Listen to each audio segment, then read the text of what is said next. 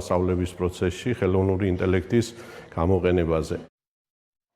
კურიის რეგიონის 25-მდე საჯარო სკოლაში მოზარდებში გარემოს დაცვითი ცნობიერების ამაღლების მიზნით საინფორმაციო შემეცნებითი შეხვედრები გაიმართა. გარემოს დაცვითი ინფორმაციისა და განათლების ცენტრის წარმომადგენლებმა მოსწავლეებს ლექცია სემინარები პლასტმასის მოხმარების შემცირების, ნარჩენების მართვის თანამედროვე მიდგომისა და გარემოზე ზემოქმედების შემცირების გზებზე ჩაუტარეს. შეხვედრები ინტერაქტიული ფორმით წარიმართა.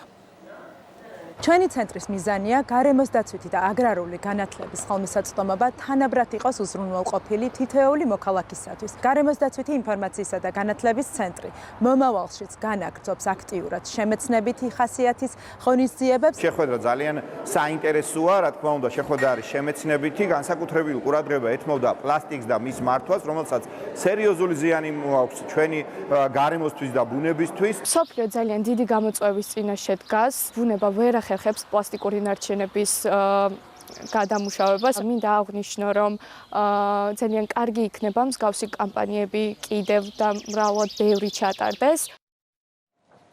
დღეს მართლმადიდებელი